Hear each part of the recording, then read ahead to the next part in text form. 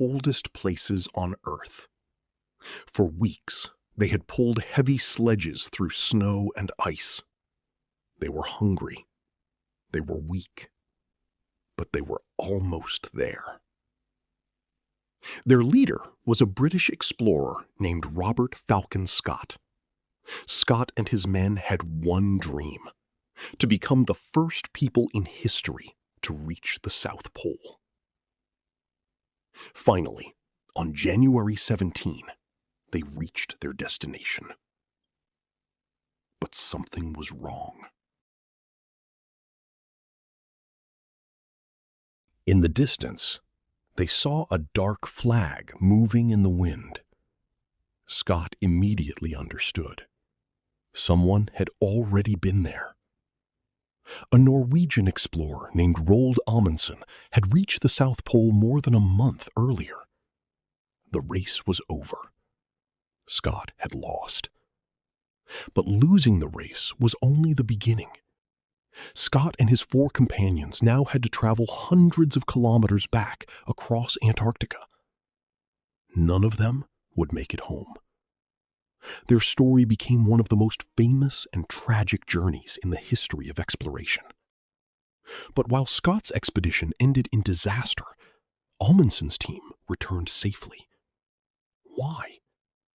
The answer was not simply luck.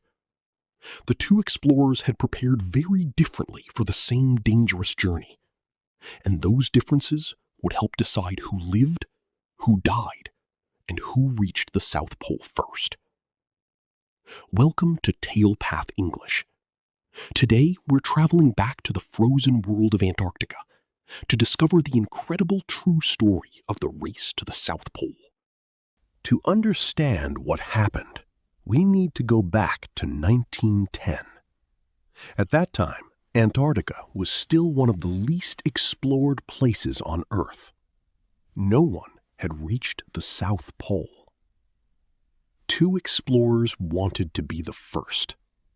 One was Robert Falcon Scott, a British naval officer who had already traveled to Antarctica before. The other was Roald Amundsen, a Norwegian explorer with years of experience in cold environments. They had the same goal, but they had very different ideas about how to reach it. Scott prepared a large expedition with men, ponies, dogs, and motor sledges. Amundsen chose a different plan. He depended mainly on skis and dogs. Soon, both men were traveling south. A race had begun. Amundsen understood something very important. In Antarctica, the right equipment could mean the difference between life and death. He had learned from people who had lived in Arctic regions for generations. He understood the value of warm clothing, skis, and strong sled dogs. His men were also experienced skiers. Their dogs could move quickly across the snow while pulling heavy supplies. Amundsen also carefully planned where to leave food and fuel along the route. These supply points were called depots. If everything went according to plan, his men would find them again on the journey home. On October 19, 1911, Amundsen and 4 companions left their base. Their destination was the South Pole. More than 1,000 kilometers of ice stood in their way. Scott began his main journey on November 1st, 1911. His expedition faced problems almost immediately. The motor sledges did not work as well as expected. The ponies struggled in the terrible cold and deep snow. Eventually, the men had to pull the heavy sledges themselves for much of the journey. This was exhausting work. Every day, they used enormous amounts of energy. But Scott continued south. As the expedition moved forward, some men returned to base as planned. Finally, Scott chose 4 men to continue with him: Edward Wilson, Henry Bowers, Lawrence Oates, and Edgar Evans. 5 men would make the final journey toward the pole. They still believed they could be first. While Scott's team struggled south, Amundsen was moving faster. His skis worked well on the snow. His dogs pulled the sledges, and his team followed the route they had carefully planned. Then, on December 14th, 1911, Amundsen and his 4 companions reached the South Pole. There was no city, no crowd, no celebration waiting for them. Only an endless white landscape. They planted the Norwegian flag. They also left a small tent and a letter. Then they began the long journey home. On January 25th, 1912, Amundsen and his team returned safely to their base. Their journey had been an extraordinary success. But hundreds of kilometers away, Scott still did not know that the race was already over. More than a month later, on January 17th, 1912, Scott's team finally reached the South Pole. They were exhausted, but the hardest moment was still ahead. They saw the Norwegian flag. Then they found Amundsen's tent. The truth was impossible to ignore. They had traveled across one of the most dangerous places on Earth, and they were too late. Scott wrote about his disappointment in his diary, but there was no time to stay. The 5 men were far from safety. They now had to turn around and travel all the way back. The race was finished. The fight to survive was beginning. The return journey became a nightmare. The weather grew worse. Temperatures fell. The men were hungry, weak, and exhausted. Then Edgar Evans became seriously ill. On February 17, he died. 4 men continued.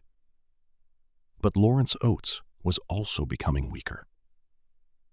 His feet were badly affected by the cold, and walking became extremely difficult. Oates understood that he was slowing the others down. On the morning of March 17, during a terrible storm, he left the tent and walked outside. He never returned. Scott later recorded Oates's final words in his diary. "I am just going outside, and may be some time." Now, only 3 men remained. Scott, Wilson, and Bowers continued toward the next supply depot. They were very close. But the weather stopped them. Both expeditions faced one of the harshest environments on Earth, but their results were completely different. Amundsen reached the South Pole first and returned safely. Scott and his 4 companions died on the journey home. Historians have studied the 2 expeditions for more than a century. There was no single reason for what happened. Weather and other difficulties played a role, but preparation also mattered. Amundsen had great experience with skis and dogs. His team traveled efficiently and carefully planned its supplies. Scott used several forms of transport, some of which caused serious problems. His men also had to pull heavy sledges themselves for long distances. The race to the South Pole was not simply about courage. Both teams had courage, but courage alone was not enough. In Antarctica, every decision mattered. More than a century later, the race to the South Pole is still remembered. Roald Amundsen became the first person to reach the South Pole. His success showed the importance of experience, preparation, and learning how to survive in extreme conditions. Robert Falcon Scott is remembered differently. He did not win the race, and his expedition ended in tragedy. But the diaries and letters found with his body told the world what his team had experienced. Today, the story is not simply about a winner and a loser. It is about two teams facing the same frozen continent in very different ways. One returned home. The other did not. And together, their journeys became one of the most unforgettable stories in the history of exploration. Before we finish, let's learn 5 useful English words from today's story. Expedition. An organized journey made for a special purpose, especially exploration. Scott and Amundsen both led expeditions to Antarctica. Sledge. A vehicle that moves across snow or ice and can be pulled by people or animals. The explorers used sledges to carry their supplies. Depot. A place where supplies are stored. The teams left food and fuel at depots along their routes. Exhausted. Extremely tired. After weeks of pulling heavy sledges, Scott's men were exhausted. Survive. To continue living after experiencing danger or extreme difficulty. Amundsen and his team survived the journey and returned safely. Scott and Amundsen wanted the same thing. They faced the same continent. But they prepared in different ways, and their journeys ended very differently. Their story leaves us with an important lesson. Courage can help us begin a difficult journey, but preparation can help us finish it. It's time for questions. Write your answer in the comments. Which is more important when facing a difficult challenge? Courage or preparation? Why? Thank you for watching TalePath English. If you enjoyed this story, don't forget to like the video and subscribe for more true stories while improving your English.